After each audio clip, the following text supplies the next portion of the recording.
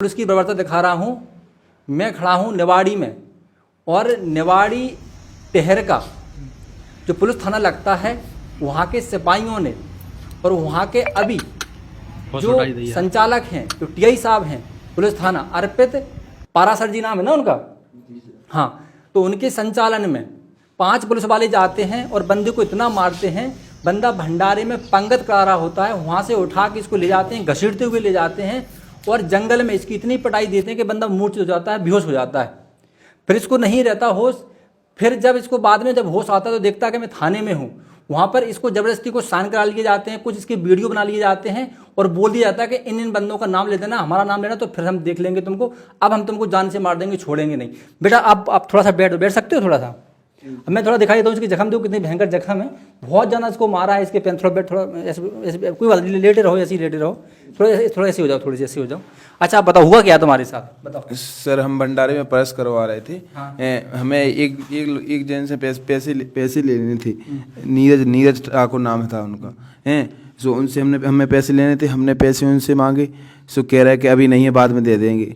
सो फिर बाद में उनके चचेरे भाई आ गए।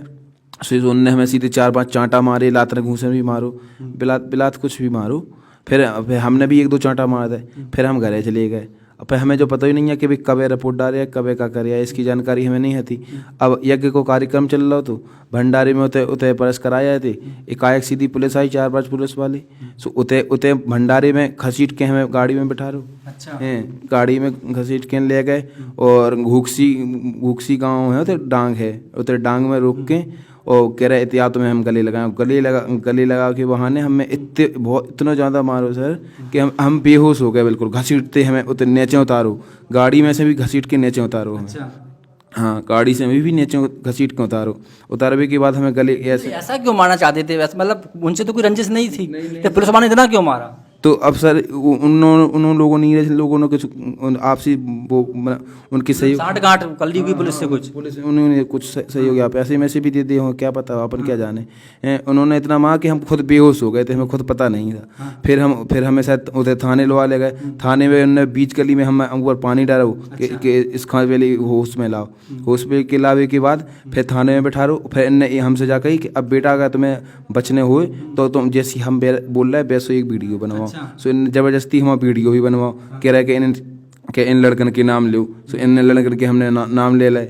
आपसी गांव के वाले ने बता दी जो कि इन के नाम ले लो। बे लड़के भी मना कर रहा है कि हमें रिपोर्ट भी नहीं डालने, और बेबी सही, मतलब ये कहना चाहता है कि जबरदस्ती इसकी रिपोर्ट डाली गई और इस पर धाराएं बढ़ाने के लिए, मुकदमा बड़ा करने के लिए उनका क्या नाम है, उसका क्या बता रहे थे? घनेन्द्र पांचाल। अच्छा। और मुकेश कुशवाहा। हाँ, और 2 लोग को उन्होंने और वो करवाया था, उन पर भी दबाव डाला गया। अच्छा। हाँ, उसके बाद फिर उन्होंने वीडियो बनावे की हमने कि सर हमने कुछ किया ही नहीं, तो इन्होंने फिर मारा हमें थाने में, बाहर उधर बाहर ले जाके, थाने के बाहर, उस गेट के बाहर कर। अच्छा, कौन कौन था, नाम जानते हो उनके पुलिस वालों के? 3 लोगों के नाम पता है, 2 लोगों के नाम पता नहीं है। क्या नाम है उनका? एक का वो जो बीट प्रभारी हैं, उनका नाम वो एक तो कुलदीप रावत है, एक है वो हैरवार, वो क्या नाम उनका, अटल अहिरवार, और एक का था वो संजय शर्मा। अच्छा। हाँ, मनोज शर्मा। 2 लोग और थे, उनको शकल से जानते, नाम से नहीं जानते। मतलब 2 लोग और थे जिसका ये नाम नहीं जानता है। अच्छा जी सर।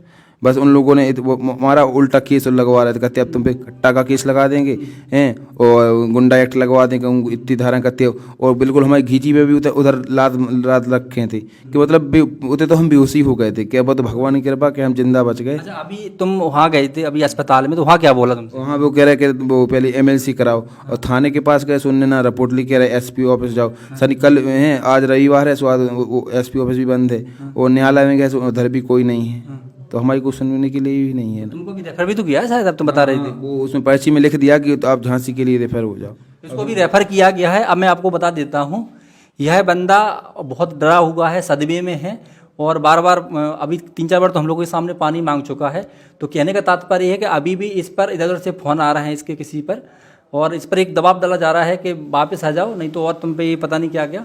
तो कहना अब मैं चाहता हूँ सभी युवाओं से और प्रशासनिक अधिकारियों से और यहाँ के जो नेताओं से कि भैया ऐसे लोगों के लिए आपके पास क्या व्यवस्था है? क्या पुलिस ऐसे ही बेरहमी से पिटाई करती रहेगी। अब प्रशासन जाने और यहाँ के जो लोकल नेता हैं और यहाँ के गांव के जो रहवासी हैं, अब वो जाने। हम तो खाली इसका एक बयान ले रहे थे कि अगर कुछ हो गया तो कम से कम अपने बयान तो कम से कम बोल देगा। बहुत डरा हुआ है, बहुत ज़्यादा हालत ख़राब है। अब मैं इतना ही कहना चाहूँगा। अच्छा, तुम चाहते क्या हो ये बताओ? बस हमें तो न्याय मिल जाए, बस हम तो यही चाहते हैं। बस उन्हें उनके ऊपर सख्त से सख्त कार्रवाई हो और हमें तो न्याय मिलना चाहिए बस।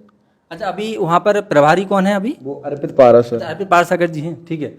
तो अभी इसका कहना है कि मुझे तो सिर्फ न्याय चाहिए। जिन्होंने मेरे साथ बदतमीजी करी, मुझे जान से मारने का प्रयास किया और मेरी इस हालत में मुझे पहुंचाया, तो उनसे इसको न्याय चाहिए। उन जो अपराधी हैं उनको सजा हो, बस यही इसकी मांग है।